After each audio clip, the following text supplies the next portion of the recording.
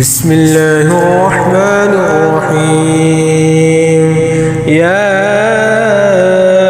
أيها المدثر قم فأنذر وربك فكبر وثيابك فطهر والرجز فاهجر ولا تمنن تستكثر ولربك فاصبر فإذا نقر في الناقور فذلك يومئذ يوم عسير على الكافرين غير يسير ذرني ومن خلقت وحيدا وجعلت له مالا ممدودا وبنين شهودا ومهدت له تمهيدا ثم يطمع أن أزيد كلا إنه كان لآياتنا عنيدا سأرهقه صعودا إنه فكر وقدر فقتل كيف قدر ثم قتل كيف قدر ثم نظر ثم عبس وبسر ثم أدبر واستكبر فقال إن هذا إلا سحر يؤثر إن هذا إلا قول البشر سأصليه سقر وما أدراك ما سقر لا تبكي ولا تذر لواحة للبشر عليها 19 وما جعلنا أصحاب النار إلا ملائكة وما جعلنا عدتهم إلا فتنة للذين كفروا ليستيقن الذين أوتوا الكتاب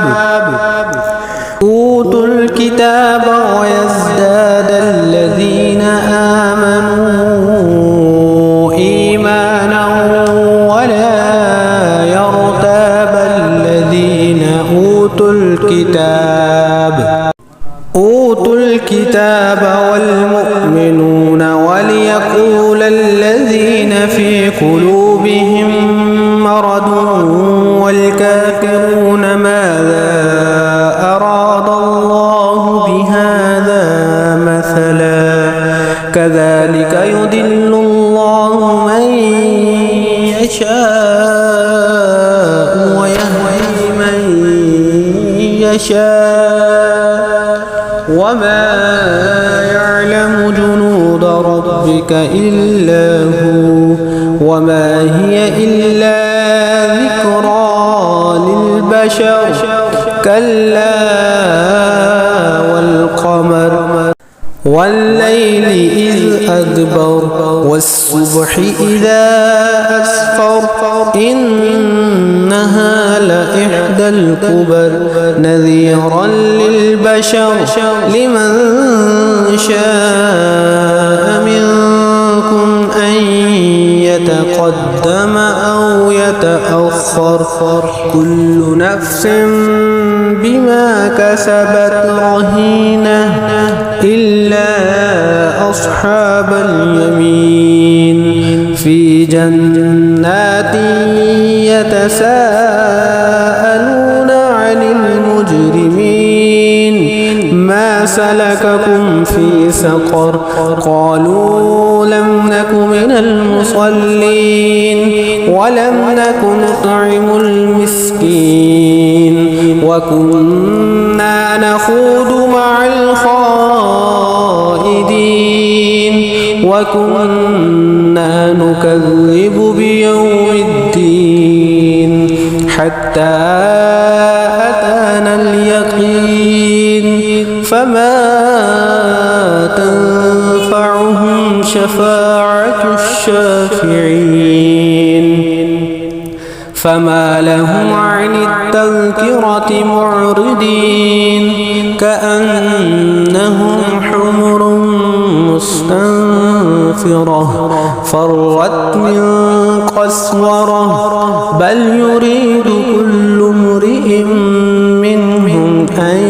يؤتى صحفا منشرة كلا بل لا يخافون الآخرة كلا إنه تذكرة فمن شاء ذكره وما يذكرون إلا أن يشاء الله هو أهل التقوى